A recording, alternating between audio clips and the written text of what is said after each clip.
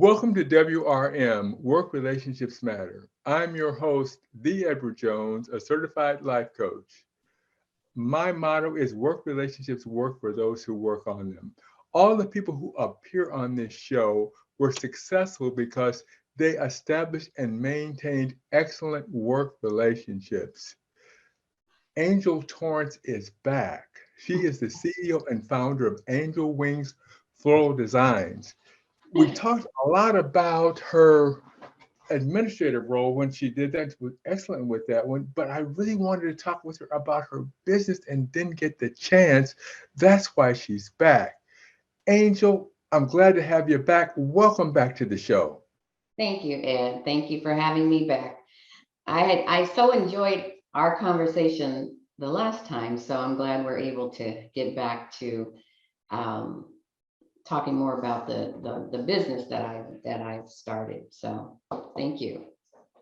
And folks, if you didn't hear the first episode and you work in administration anywhere, Mhm. she'll drop some excellent nuggets about how to deal with stuff, how to deal with the tough stuff, how to learn different things like that. Uh-huh.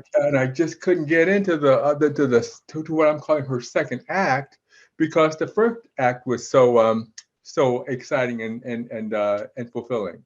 Yeah. But anyway, so we talk a little bit about in the first interview, you talked about we talked about your creativity. You said that everybody in your family had it, but you didn't feel you had it. But it was there. You know about how your mother. I guess you talked about the drapes on the windows got turned into dresses Right. that your siblings sing, and you're probably modest in saying you don't really sing, but you got a son who sings, you got sisters who sing. So we're not going to put you on the spot with that one, but you've got probably a wealth of talent that's there. And the floral design thing, when you talked about from your wedding, was it what 32 years ago?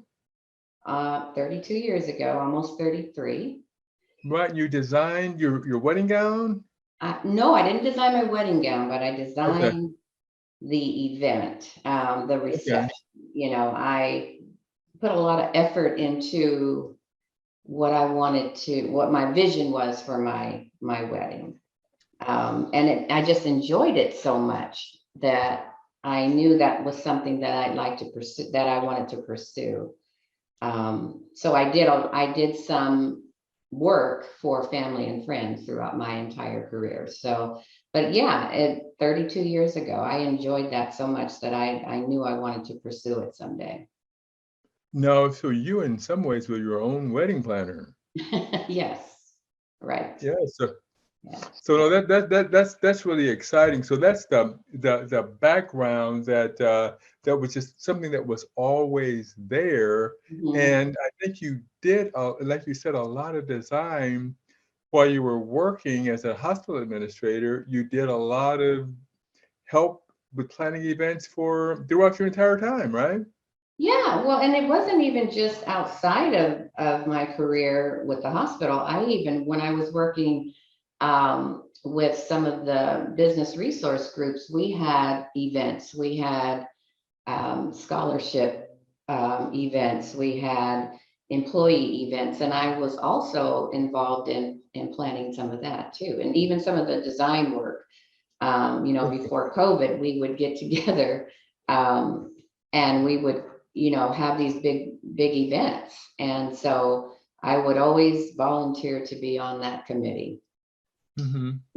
making sure that all the details of that particular event were in place. And so I did a lot of that work while I was working in the hospital as well.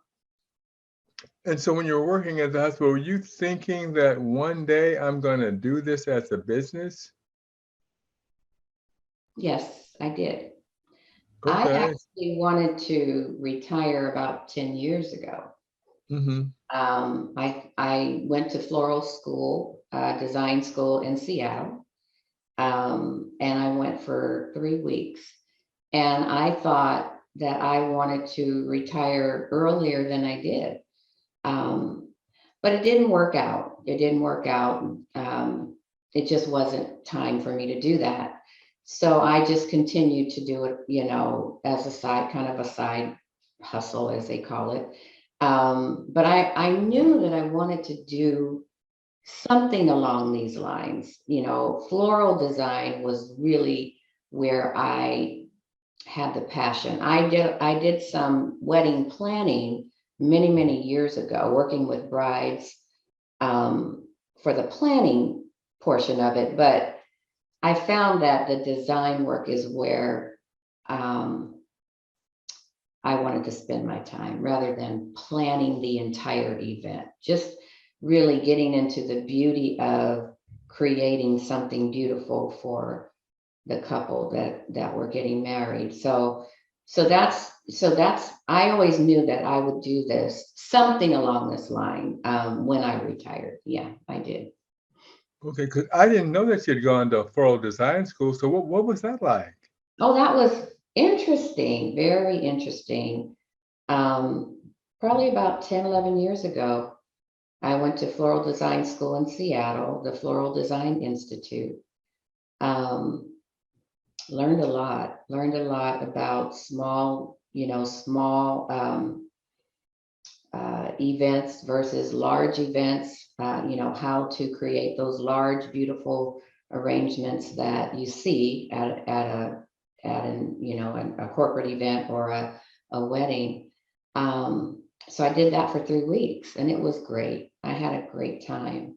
But again, I thought it was time for me to retire. I had thoughts of retiring early, but it just didn't work out. And it's okay because there were some things that I needed to do so that I could pursue it down the road, And so, but yeah, going to design school was really interesting in Seattle. Because I think about the show part where all the flowers are there and laid out. What about the business aspects of that? Did they go through that at the school as well? Some of it, yes. Not what they focused more on. They gave you some information on starting a new business, a floral business, but what they mainly focused on was how to create certain recipes for a particular style of floral arrangement. For example, if you don't sit down and really plan out an arrangement, you can end up not making a lot of money. You're putting too much into an arrangement. So for example, you're going to use 5 roses, you're going to use 3 hydrangeas, you're going to use these greens, you're going to use some carnations, whatever it is. There's a recipe for each arrangement that you do. Because what happens is, if you don't have a plan like that, you can begin using too many of the flowers, and then you don't end up making money. And so there was a lot of focus around, using creating those types of recipes so that you can, get paid for the work that you do. And then also including your time into that equation. So, and that was one thing that I had to really learn. When I first started, I didn't include my time. It takes time to create these, especially the large arrangements, like some of the sympathy work, some of the large sympathy sprays that I do. That can take me a few hours to do. And so you have to include that into your recipe, and so that you can charge appropriately for the work that you're doing. Okay. I didn't think about the idea because I guess different flowers cost different amounts. So I guess if you use the very expensive ones all in one thing, Right. then You have to learn that. And I'm telling you, it took me some time. I still to this day, I have to just sit down and make myself do that, because I tend to just, I'm putting more flowers into the arrangement to make sure that it looks beautiful, but at some point you have to say to yourself, okay, what does a client want? How can I make this work? and ensure that I'm getting paid for my time. Right, right. And we're going to talk more about that. The first thing I want to do is go back to that business plan that you had. And I guess that's part of the transition. So when you were probably thinking about making the move to entrepreneurship, that's probably when you wrote the business plan, I imagine. Mhm. But I mentioned, did I mention to you that earlier in the other discussion we had, my business plan was so very simple. Mhm. People told me I needed to create a business plan. And I wasn't sure where I wanted to go. And so I just decided I'm going to put together a very simple approach to this business. I stuck to that. And lo and behold, it just, the, I kept going, and the business started just by a very simple piece of paper of just, planning out what I wanted to do, how I wanted to do it. And it's been going well, very well. I Because didn't know I'm thinking about business plans, and I think about, the financing, the production, the marketing, the labor, all those things like that when you look at business plans. Mhm. But, and obviously, a business plan is, if it works, it's a good business plan. So what was on your business plan? What did you write on there? Because some people started a business and wrote it on a napkin at a restaurant. Right. I know. And that's why I feel. I feel like I just wrote down a few items. I gave myself a budget. I just said, okay, I have $1,000 and Mhm. I'm just going to start this plan. And again, I'm working from home. So it's not like I have all this overhead, right? Right. So I had $1,000. I put it in my business account and I said, okay, this is what I kind of mapped out what I'm going to need, how I'm going to, market this online. And that was very new to me too. So I had to refer to my children to Mhm. help me in terms of, getting onto some of the social media sites. I don't know if I mentioned that I had written up my entire plan on Facebook, and I was procrastinating, probably because it was new. I was a little bit unsure of myself in starting my business, but I asked my daughter to, just take a look and see if all the details were there. And she did. And she hit the send button Mm. and it launched. Stop procrastinating, stop worrying about every little thing. All the I's were dotted and the T's were crossed. Just do it, right? And she hit Yes. the send button, and that's truly how my business started. Just by a sheet of paper, a few plans on a paper, having my daughter look at it. She hit the send, it's launched, and that was very close to Valentine's Day last year. So Okay. soon as some of the friends on Facebook saw that I was launching this business and it was close to Valentine's Day, it took off. Before Mm. I knew it, I had so many, customers calling, Angel, can you do flowers? Can you do a rain? Can you do a dozen roses? And that's truly how it started, Ed. Um, and it's been going well. It's been going well. Well, that's good because I think the thing with it is you had a market that's just ready and waiting for you. I think so. And I think it's the when I think about it now, it's been almost a year. Um, it's the convenience. Mhm. It's the convenience that I'm finding out that people don't want to travel to maybe a floral shop and shop around. They just want to call me and say, Angel, what do you think? I need to send some flowers. What can you do? And it's as simple as that. And I've learned that the convenience of having me there ready and waiting for you to call me has been really helpful and successful for me. And that's because I had I used to be a national florist, and I used to use them for whatever it might be, whether it's weddings, birthdays, Valentine's Day, funerals, et Mhm. cetera, et cetera. And they were really, really nice, give you discounts, give you all the kind of stuff like that if you've been with them for a while. Mhm. And I had just two really bad experiences with them. One was I'd ordered flowers for my daughter and my wife. My daughters went to her house, but my wife's never showed up. Oh dear. And then I had a cousin pass away, and I had asked for a floral arrangement for that. Mhm. And I was a little bit weary because I kind of called the people and kind of gave them a little bit of chewing out for that one because I'm thinking my wife is sitting there thinking, what about me? And so I'm thinking, I did it, I did it. And then, there it was.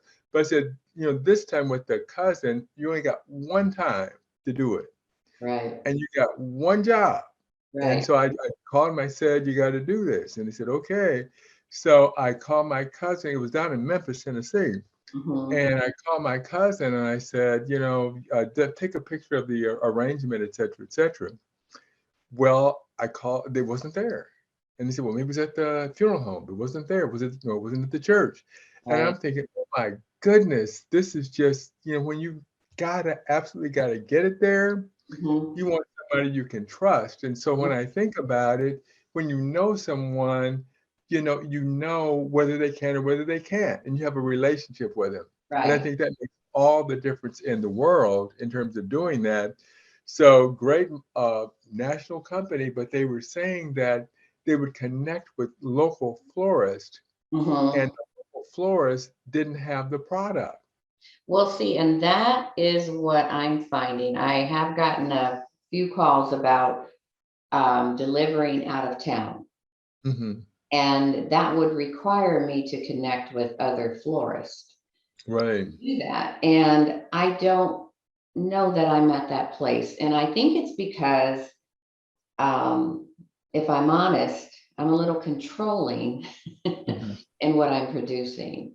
And so I've just kept it very small within my, the Sacramento area. Now, I can travel to Hmm. other areas like I did travel to Fairfield and I traveled to Oakland, and of course I have to include that into the cost. Right. If it's if it's something that I want to take on. But right now I have not decided to partner with any of the florists in other areas for that very reason. Because Ed, you want to know that that's going to get there and it's going to look the way that you know it's going to look. You know the Right. work that I can do, right? Mhm. And so I don't want to hand that over to someone. Right. And for me, um, it's just really important to ensure that my customers are satisfied. And I'm just not, I have not given up that control yet. I want to hold on to that for a while. So I keep it within the Sacramento community.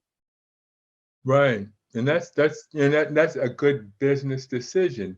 Now, Yeah. one of the things you mentioned that you had were your strengths and weaknesses going into it. So, what would you say were your strengths? What were your weaknesses going into it? Well, I think I mentioned one was, you know, you know, I what's the word I'm looking for? Technologically challenged. Okay, I got you. Yes. I mean, I can get around on a computer. And I was saying this before.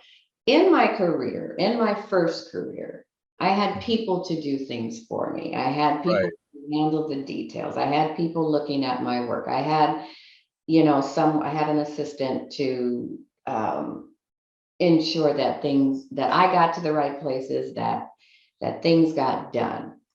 Now it's up to me. And Mhm. what I have found is that um, I'm more of a basic computer person. All of Mhm. the social media, all of the posting every day, you know doing, what do they call them? Reels and feeds and Mhm.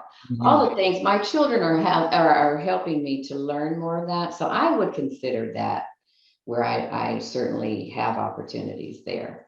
Mhm. But I'm learning. So marketing on social media has been a little challenging for me. And I've even thought about maybe getting someone to help me with that, even outside of the kids, getting Mhm. someone who really can help me focus on that. You know what I mean? Mhm. So I really don't want to do it. That's Yeah, no, right. but I know that there, that's an opportunity for me. So that would be my opportunity, Okay, where my weakness, would be. okay. Mhm. And the strength is just basically knowledge and passion of, for the business. Well, passion for the business. I also know how to ensure that my customers are satisfied. Mhm. That's very big for me, you know. Right. And so I want to make sure that I am producing the work that my customers appreciate and want. So that's one of my strengths. And then the creativity, Right. And I talked about this. We talked about this. Mhm. There are certain recipes to each arrangement, right? Right. But because I don't have a lot of overhead, and um, if I need two more flowers to make that arrangement look beautiful, that's what I'm going to do, Ed. And I think Mhm. it's the personal relationships that I have. Right. Because when you order from Angel's Wings, you have to have a consultation with me. You don't just go online and order a flower. Um, Right. I mentioned that I'm working on my website, and I will have some ideas on the website, but you Mhm. will not be able to just go in and order it. You have to have a consultation with me because, one, it's a small business. I have to make sure that I'm available. And two, I really want to know what it is why are we doing this? Who is it for? What do you want me to what is it that you want to have created for your Right. loved one, or whether it's a birthday, whether it's a sympathy arrangement. And it's something that I feel very strongly about, because if Mhm. I have a conversation with you and you say, my wife really loves purple tulips, and that Right. stay in my head, right? And Mhm. then when I'm creating that and I see that the arrangement may not look as I thought it would, I'm gonna tweak it. I'm gonna do what I need to do to make sure that my customers are satisfied with the work that I do. Right. Because I mentioned the baby's breath for my, anniversary, and that was one thing that was really important, and I don't Right. know much about flowers, but I knew that's what she liked, so That's, we're able and to get that's that the in first there. thing she saw with baby's breath. Right, right. So anyway, so it's like, that works. So I guess you got to know the language and all those other things that go with it. Now, Right. when you worked in corporate, you had mentors.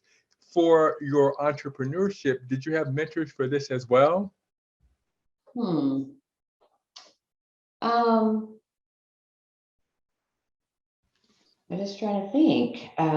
I've had mentors through mentors throughout the time that I, worked on this on the side, but I didn't really have a mentor starting this business. Mm-hmm. I went back to my notes from my training. I went back to my Mm-hmm. notes. I did a lot of research looking at what people are doing with home businesses and that kind of thing. And there's a lot of florists out there that they have their own businesses now where they are mentors to people coming, new people coming into the business. Okay. So if I needed some of that advice and need to go to a mentor, I can. I've gone to a couple of online conferences, and they Mm-hmm. have information there on people who are helping helping you to start a new business. So it's available, but I've not tapped into it. Right, and you're doing well now anyway. So I guess, but if you need more, you know that it's there. Mm-hmm, Now, one thing that I think about, we talked about the marketing, mm-hmm, and we talk about how big you want to get, because sometimes people can get so big, it's hard to keep up with the demand, and mm-hmm, you have to think about scaling, staffing. You mm-hmm. mentioned your time, which is worth a lot, because when you think about, people say, how much do you make per hour? And if you're working for a company, you say, I want to make X amount of dollars. When Right. people work for themselves, they think, well, I want to make sure I sell, so they actually take a lot less for their time. Their time is, they sometimes people don't feel their time is as valuable when they're working for themselves as when Right. they're working for someone else. So Mhm. when you think about your time scaling in terms of how big do you want to be? Do you want it to be $100,000 business, a $500,000 business, or all those kind of things that you think about with businesses that grow, or do you want to stay at a certain size? That's a tough question for me. And it's one that has been on my mind, because I retired, right? Hmm. Right. And um, the truth is, I love what I'm doing. I make a little money, Hmm. but I don't want it to get so big that it's overwhelming and really feels like a job. Honestly, I really want to keep this as something that I continue to have passion for.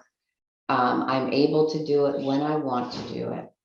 I have, my client list is certainly building, that's for sure. Right. Um, but I don't want it to get so overwhelming. Now, for example, when we have holidays coming up, so like we have Valentine's coming up, and we have Mother's Day, and we have um, Thanksgiving, or we have Christmas. Right. Hmm. I do see myself teaching maybe some young people, um, how to help me prepare the flowers. It takes a lot of work to prepare flowers. When you get them Right. from a wholesaler, they're in a cooler. You have to cut them properly. You have to give them food. You have to ensure that the water is at a certain temperature. All of that work takes a lot out of you. So even though I don't want to give over the design control so much, I think that there's opportunity for me to teach someone how to help me do that. So Mm. that's something I've been thinking about, because, for example, I have several orders for Valentine's Day, and that's going to require me to prepare all of these roses properly. And that takes a lot to do that. And it takes a lot of time. So that's something I've been thinking about. But the truth is, I don't want the business to get so overwhelming that it feels like work. I Hmm. really want to do this as something that I love doing. Um, I know that when holidays come up, of course, I'm going to be busier than I normally would be. But outside of that, if you called me, Ed, and said, "Hey, Gloria's birthday is coming up in a couple of weeks. Can you put something together?" Yeah, I can Hmm. do that. And then I Right. won't be so overwhelmed. And that's truly Right. what I want, because I worked 40 years, I worked for 40 years, and I truly want to look at this as my second act that I enjoy doing something Mhm. that I love, not turning it into a business that's going to overwhelm me, and then I no longer have passion for it. Right. Right. Well, that's the thing there. So that's always the thing to think about, because sometimes success can be uh, a, a, a negative, in terms of you get more and more people, you market to more people, and then pretty soon you've got people, and you'll definitely have to be hiring people if that's what you want to do, or maybe you could hire other people. You can sit back and just watch them work. Well, and that may come down the road, but right Mhm. now, I just want to see where this is going right now. And right now Right. it's doing, it's doing well, in my opinion. I'm doing as much as I want to do. If I'm Right. not available, I'm not available. And most people know that, you know, most Right. people know that. So, Yeah. It's like you want to get in the club. yeah. If you're not in the club, you're not getting any flowers. So join the club. I tell you, word of mouth for my business has been so awesome. You know, word Right. of mouth has been so awesome. I have gotten so many calls from people who said, you know, I heard or so and so told me about Angel's Wings. And Right. really, I mean, I post information, you know, maybe every other day, or, you know, showing what I'm doing, and I'm, you know, getting better at that. But truly, the word of mouth has been how I've managed to be successful, truly. Right. Well, great. Mhm. And Angel, here we are again. The time has flown by so quickly. Quickly, yeah. Yeah. Any last words that you want to share from what any aspect about your business, about you, Mhm. about anything that you just want to share with people? You know, last time I think I shared, you know, one of the biggest things is um, when the thing that I have found is that when you focus on something you're passionate about, it Mhm. doesn't feel like work, Okay. right? So now, and I know that there are entrepreneurs out there who are passionate about passionate about their business, and they want to make large amounts of money. I'm retired, I'm doing okay. That's Mhm. not my goal. My goal is to do something I love, to keep myself busy, to learn more about the business. Now, I may grow it at some point. I may decide that, yeah, I'd like to take on more large scale events or things like that. But I just think that focusing on something you love, um, and you're passionate about, for me, it doesn't feel like work. And that's where I am in my life. Mhm. Again, it may grow, and I'm gonna have, if it does, and I want it to grow even more, I'm gonna have to think about, you know, how to do that, and how to get others on board with me in terms of, you know, so that I don't feel overwhelmed. But right now, focusing on doing something that I love, and I have the ability to do that. So that's where I'm gonna keep it. Okay. And for our listeners, if people want to, I know you've got a website now, and social media. So if people want to contact you, tell us how they do that. Well, again, the website, I'm almost done with the website. One of the reasons the website has taken so much time is because there's certain pictures that I really have not been able to get for that. So I need to move on that. So that's still under construction, but Facebook, Angels Wings Floral Design. And then we have an Instagram account, a.floral design underscore. And just look for Angel Torrence, and you'll find me. And you know, let me know if you need any flowers. All right.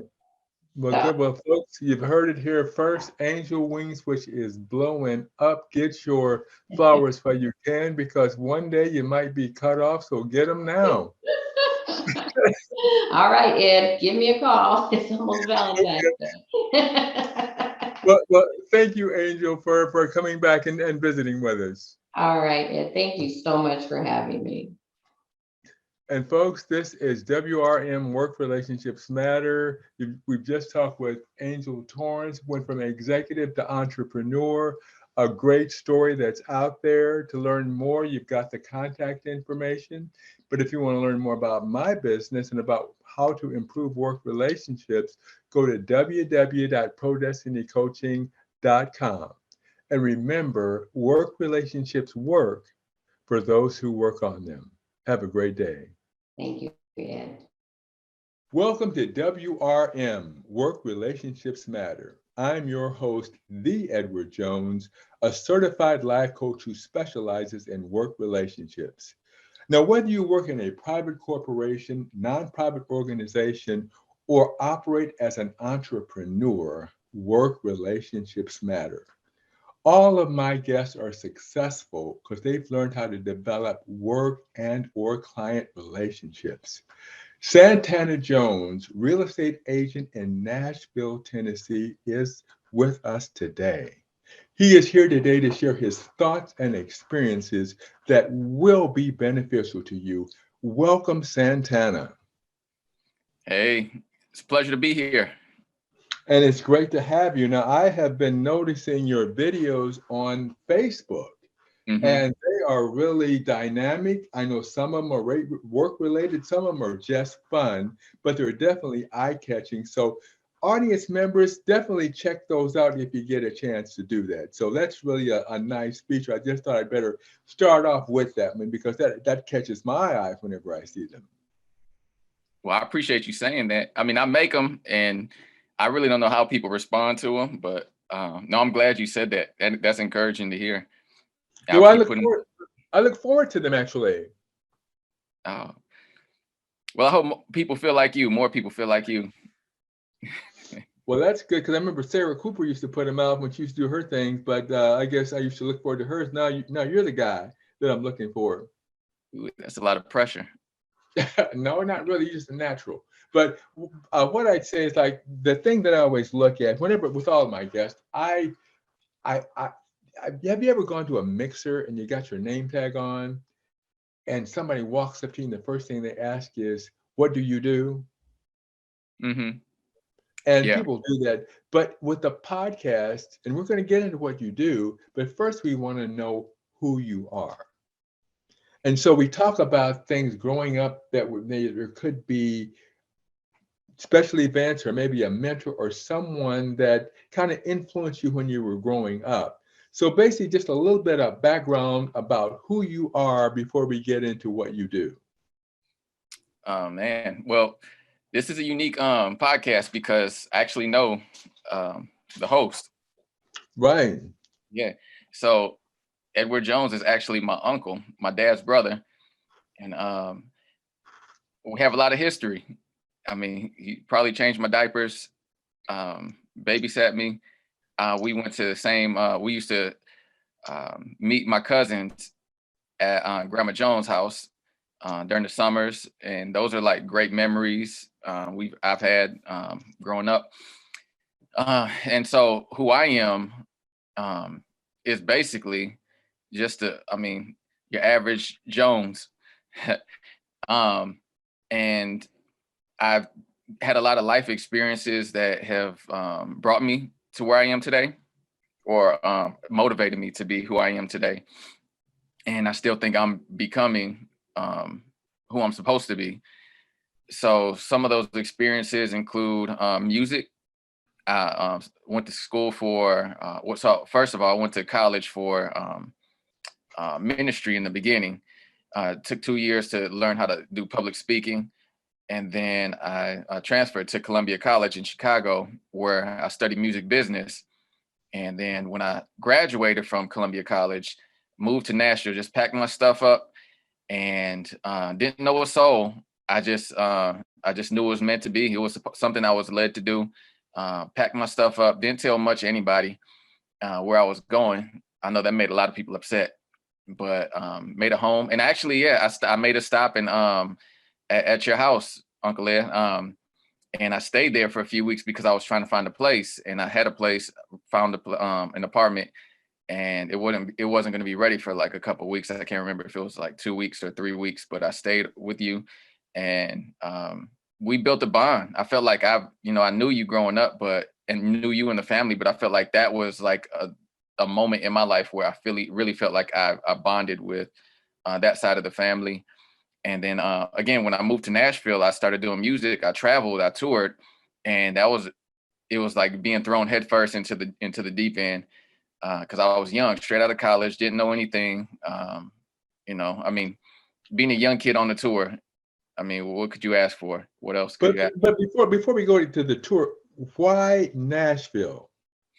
So I had a music one of my professors, he's in the music industry, and he's a producer, writer, amazing man, works in the gospel industry.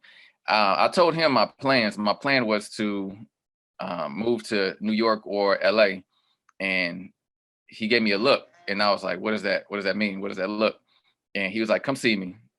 And so we set up I scheduled a meeting to see him in his office, and he pulled me aside and said, basically, man, just, watching your demeanor, watching your temperament, they'll eat you alive. So he knew I'm a very laid back, very relaxed guy. I mean, I'm not dog minded. I'm not, cutthroat. I'm not that type of person. When you get to know me, you'll know, like, I'm a very genuine person. I mean what I say what I mean. And he saw that, and he was basically just like, hey, sit tight. I'll get you an internship in Nashville. I know some people. And that was the main reason I chose Nashville, because the opportunity was there. And it was a record label, EMI Gospel, that he got me connected with. Actually sent a message. I saw he CC'd me on the email with the president of the label, Ken Pennell, and we exchanged some emails. And yeah, I mean, from there, I was just, you didn't have to tell me anything else. I just knew that was where I was supposed to be. Okay, now, so we go from there to Nashville to the music tour, and then studying ministry, I guess. And so you went through the tour thing, and so why did you stop the touring thing?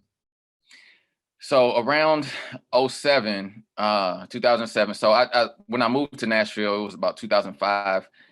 So about 2000, and I toured from the end of 2005, beginning of 2006 till 2007-ish, 2008, like nonstop. I was on the road.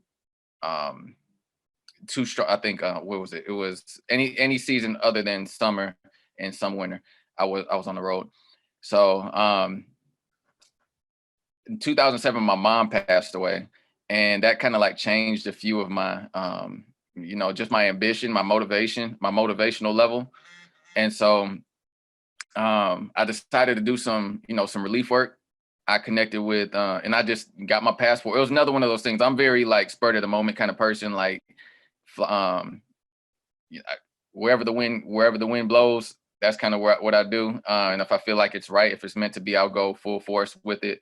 That's just my personality. So I decided to go, to Africa, take a trip and, help out there. So raised some money, took a trip to Africa, came back to Nashville. Didn't have a place to stay because, again, like I kind of just, I was all over the place at that time in my life. I crashed a couch with another friend who's actually a big country star now. I could name drop. I don't know if that's necessary, but I crashed his couch. If you offended to get some publicity. Well, he's Tyler Hubbard. He's part of the Florida Georgia Line group, that country group. Okay. Did song Right. with Megan. So me and him were good friends, and he let me stay on his couch. And again, like I got offered a tour, went on the tour again, and this tour, the artist, who I won't say, got in some trouble, and this tour stopped. So at that point, I was like, this is, like it's just too many red flags, or too many things happening that don't seem right. And then again, I got offered a tour, and the tour was like a 45-day tour. And someone called me up and asked me if I wanted to finish my master's. There was a program where they can help me finish my master's. So I had to make a decision. Do I want to finish my master's? And it was for education, and or do the tour. And I made a bold decision of choosing education. And it was a good thing I did, because that tour went belly up in like 13 days. I remember it. So I was glad I didn't go on that tour, because I would have been stuck again. So that was a pivotal moment in my life. And that was the reason I stopped touring. But again, I didn't completely finish, because I still did dates. I still did, I think I did several tours afterwards, but wasn't as consistent. Right. And then you got into education. So how did that work out?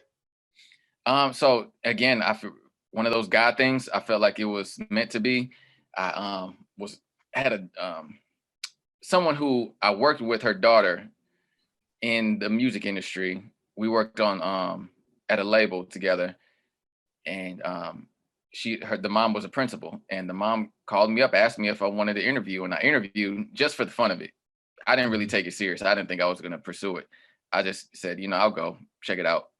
It kind of one of them, I was bored, one of those things to do. Interviewed, nailed the interview, got a call.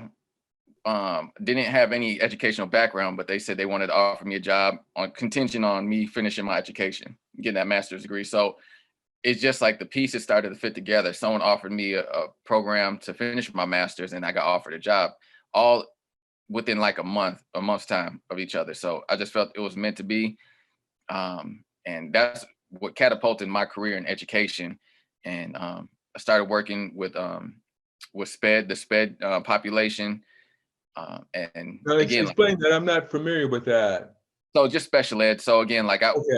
There's different levels of it. There's different tiers. There's severe, and then there's moderate. There's some who you don't even know. Some people just have some. It could be a social emotional. It could be just some basic reading or math, computation. Some things there. Some challenges there. So I started working with a lot of that population, and it really it aligned. Like, so the thing is, like, everything aligned. My musical career, the ministry, the education, everything aligned. It made sense. So I started to see the pieces in my life come together. So again, I just walked that path. And I did education for, several years. And again, I still did some tours.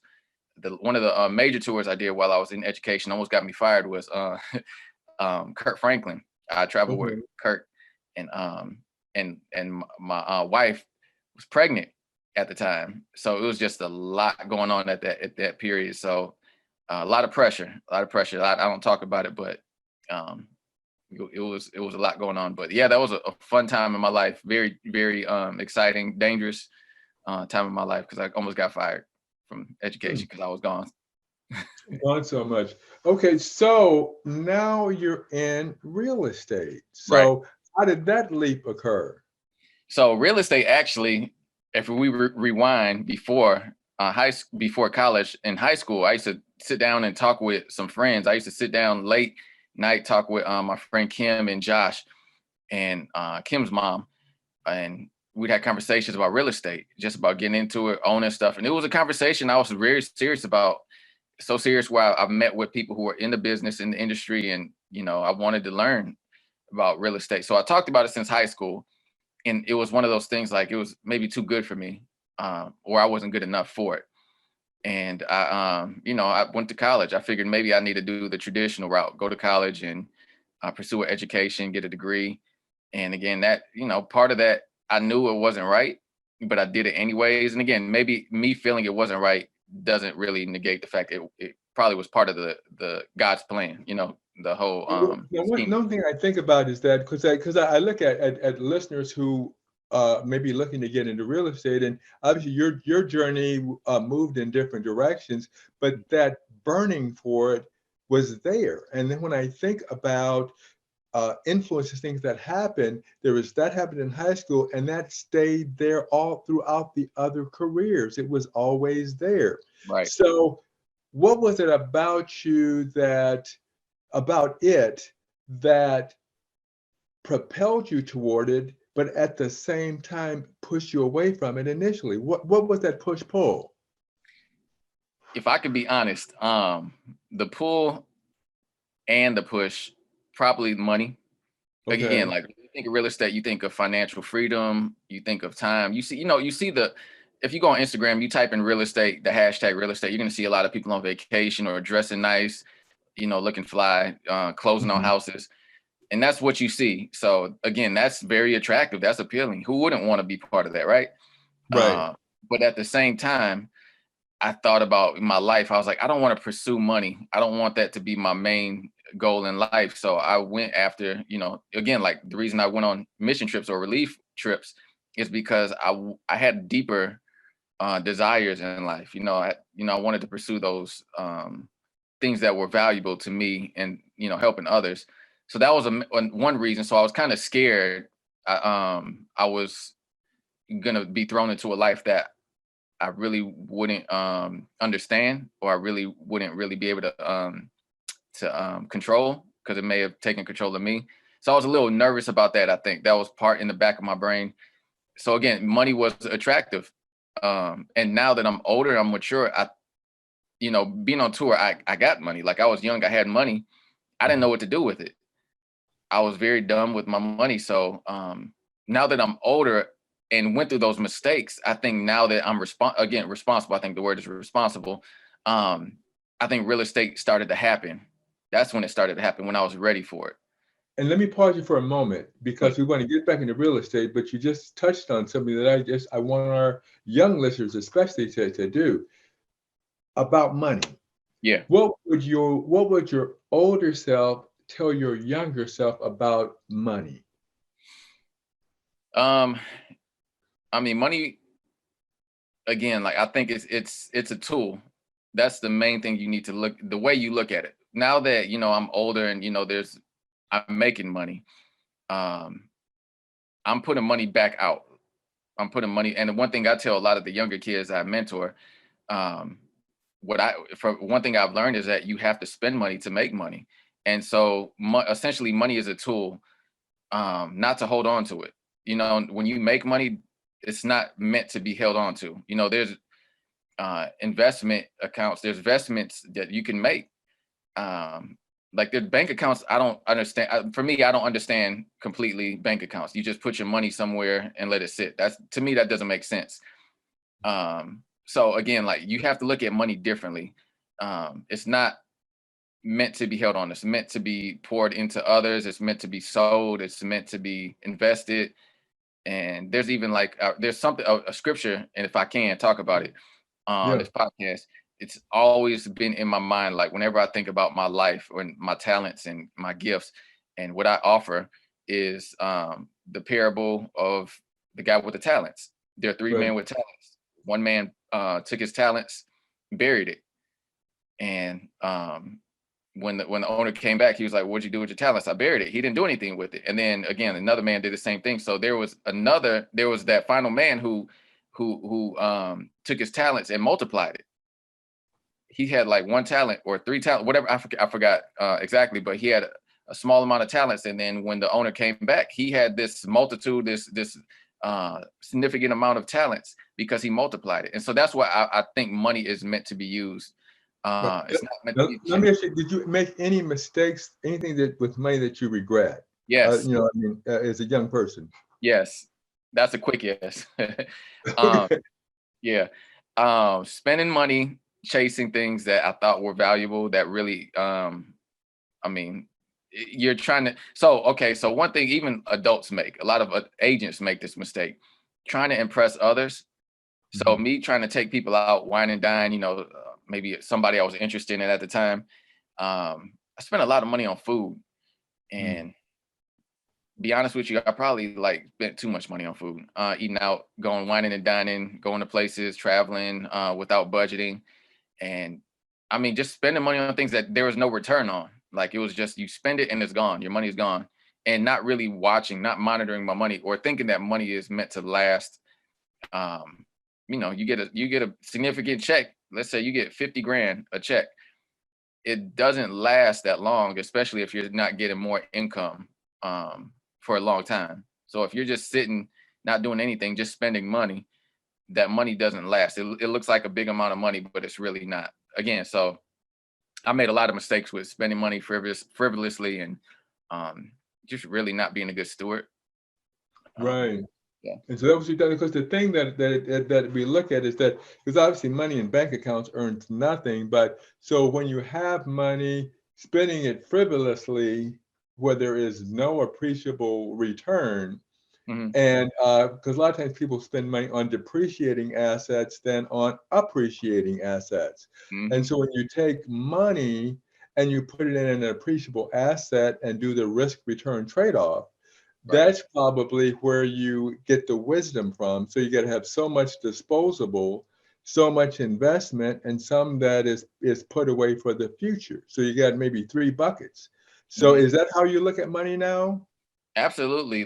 Just understanding, I don't want to work my whole life. I don't want to have to like struggle. Like I've grinded like my 20s, you know, a lot of my 30s, I've grinded. Like I've worked hard, and I'm like, I don't see myself able to do that. Or that's not a sustainable way of life. And when you get older. So I've been thinking about, you know, putting money away for retirement. And then I got 2 little girls now. And Mhm. so I put away money for them. And I don't want them to have to, I want to set them up so that they can do what I do, but do it earlier. Right. And then, you know, take it even further. Like I want them to take the baton and like go even further.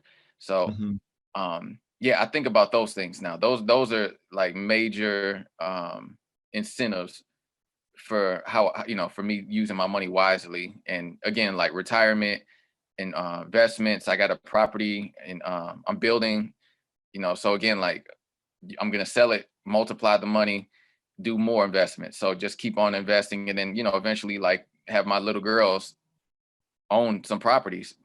And you know, I just want them to be able to do what I do. And again, I want to be okay when I'm 60, you know, 50, Right. whatever, you know, whatever that age is, wherever I hit my goal. But Right. Well, I don't that's want to have great to. because I think that a real estate is an excellent investment. I know that holding land is really important. It's been that way from the beginning, actually. Hmm. Yeah. So I think Yeah. it's one of the best investments to have. And I guess I don't, you know, the market can't keep going up, but property is one of those areas that is definitely an appreciating asset Oh yeah. Big time. and earns much more than a bank account. So let's talk about what is some of the challenges that you faced as a real estate person and how you overcame them. So some of the challenges, oh man, every day you face challenges. You really have to be a good people person, or at least you can. If you're not a good people person, you have to be able to fake it till you make it. Like you cannot, you know, short fused, understanding people's temperament and really being like kind, knowing, tactful, knowing like how to deliver news. Because in this market, you know, I deal with a lot of buyers, Mhm. and you got to deliver bad news. They put an offer in on the home for like the seventh, eighth, 15th time, and they don't get the house. You know, how do Mhm. you deliver that news? How do you motivate them? You know, you can't be the nervous one. You can't be the upset one in the room. Um, you have to be the rock. You know, for your clients. Um, so yeah, that's, I mean, for me, that's major. That's major. A skill set as an agent. Um, but yeah, the, I guess specifically, what else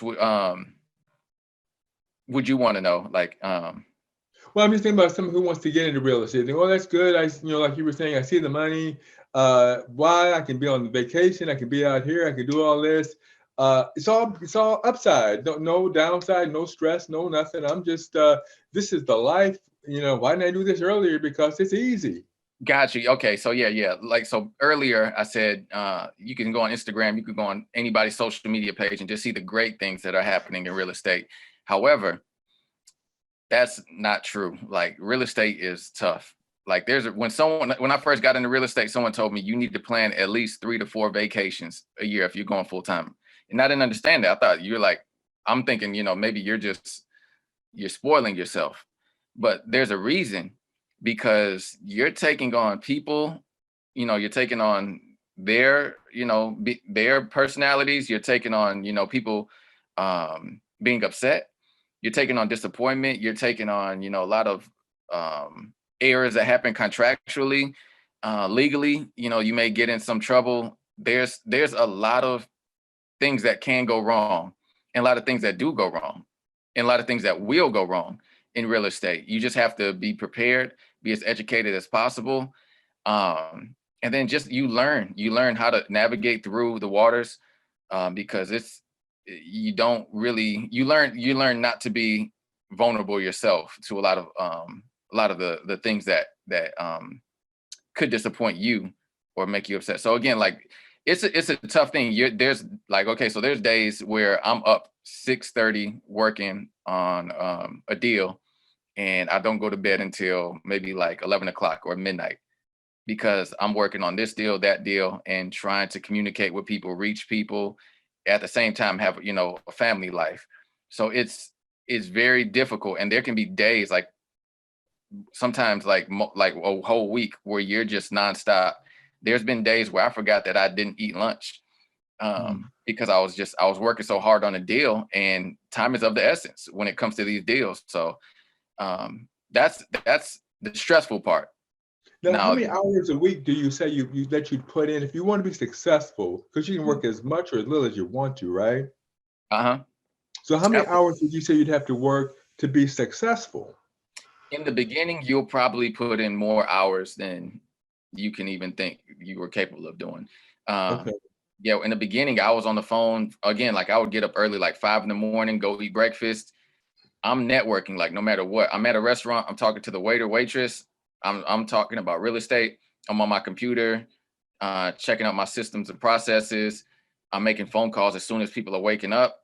I'm sending emails, and then I'm, you know, cold calling or, you know, just reaching out to people, some leads, trying to email, even on social media, like emailing or DMing people. Some people I know, my sphere, they call it a sphere, like the people that you surround yourself with, and you know, reaching out to them, letting them know like you have goals and you need help with these goals.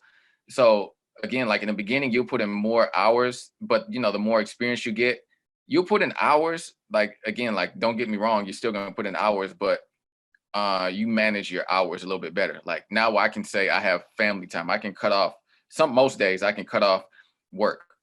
Hmm. Like at 7 o'clock. Again, like I'm still working late. I'm still working until the sun goes down. And sometimes at work, it doesn't look like work. It looks like I'm having fun, but at the same time, to the outsider, it's it looks like it's great, but it's work. Open houses, they look fun. Me going to do showings looks fun, but And it's yeah, that's work. time. Yeah. It's time or money, so it's going to be your time. So now on the flip side, what do you find most rewarding about being a real estate agent? Oh man, like so I'm just gonna be real with you. Like when I seen when I started doing well with real estate, I started seeing my income change, Mhm. and that changed my perspective on other aspects of my life. So I didn't really have as much stress about the other aspects of my life. Like I didn't feel as much weight. So I think it freed up, and I feel like I had more options in life. I could make more decisions in life. I could invest in things. Again, like I just think that was a freedom that came with it. Like real estate, it changed my life. I mean, it'll change anybody's life. Um, I think that's the most rewarding part is having those options. Like I can go on vacation tomorrow if I wanted to. Now will I? No, because I still have work. But Right. But it um, sounds like you really enjoy what you do.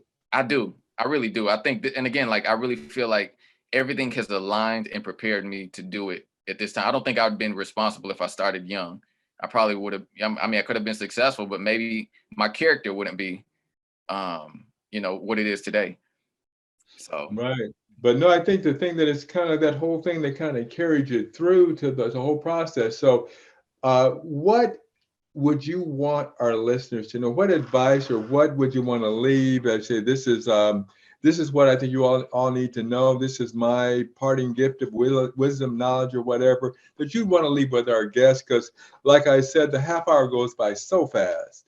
So, if oh, you said this is my final thing, what would you want our listeners to know? Maybe there's a question I didn't ask that you wanted me to, but now this is your opportunity to ask it and answer it. So, your parting words. um, make mistakes, fail. I think when I first started real estate, I really felt, you know, I prayed about it, you know, about being in real estate, you know, actually like making that jump. And the main thing that kept coming, you know, you hear that little voice in your head, you know, usually it's inspirational, motivational, but that voice in my head told me to fail. And I know that sounds like, you know, I mean, doesn't make sense. Mhm. However, to me, it did because it was telling me make mistakes, fail forward, be okay with risks, taking risks. You know, there's that phrase, that saying, you know, no risk, no reward. That's true, because you really have to put yourself out there, become like me doing the reels. I'm not like, I don't want my business out there. I don't want to, like, that's not my personality, but it's a risk I'm taking. You know, me talking to strangers, like, that's a risk. Me calling people who don't know me. All this is a risk. Me putting my family, their lively, their well-being on the line, because I wanted to take this risk and do real estate. It's a risk. But again, I think there's a reward at the end of it. I really feel like, if you walk in your purpose, walk in faith, things will come to you that you wouldn't be able to do on your own. So again, that's honestly the biggest challenge I would give to anybody, is to do what you're afraid of. Do what you really feel like in your heart you want to do, you're supposed to do. And if it scares you, that's great, because that fear is going to motivate you even more and challenge you. It's going to build you. Like, it's I can't explain it. You just have to experience it. So Right. Let's go. So it's like, if you've got the desire, step out, take that leap of faith and go forward if it is your purpose. And it sounds like real estate is your purpose. absolutely. So if people want to learn more about you or learn more about your agency, how would they contact you? So you can reach out to me. Instagram, I'm pretty active on Instagram. I'm trying to grow my following. Not doing too well with growing it, but you can reach me at Santana_realtor. Santana_realtor. That's on Instagram. And then you can follow me. I got 2 pages on Facebook. Santana Omega Jones. That's actually my middle name. Yeah, Santana Omega Jones. You can follow me there. And again, I think it's the same thing for my business page. And then my website is Santana Sold It. SantanaSoldIt.com. Okay. So, yeah, you can Google that, and Santana Sold It should pop up. You'll probably see Carlos Santana pop up alongside it, but Okay. That's great. But SantanaSoldIt.com. That's excellent. So Santana, thank you so much for sharing your knowledge, wisdom, insight. It's going to be very beneficial to our listeners, for everybody who's going through that. They think they're the only one that's been through a journey like yours. They'll know that they're not the only ones, and that if they put themselves out there, take the risk, following their purpose, they will be successful. Thank you so much for that message. oh, absolutely. Thank you for having me. Hey, no problem. It's in you, and even people that I interview that I've known for life, I always learn more about them through this podcast. So thank you for sharing. Absolutely. All right. And folks, I am the Edward Jones, Pro Destiny Coaching. Thank you for joining us for this episode. To learn more about my practice, go to www.prodestinycoaching.com. I have a work relationship quiz. I'd like you to take that and then contact me so we can talk about how we might be able to enhance your work or client relationships. And remember, above all, work relationships work for those who work on them. Have a great day.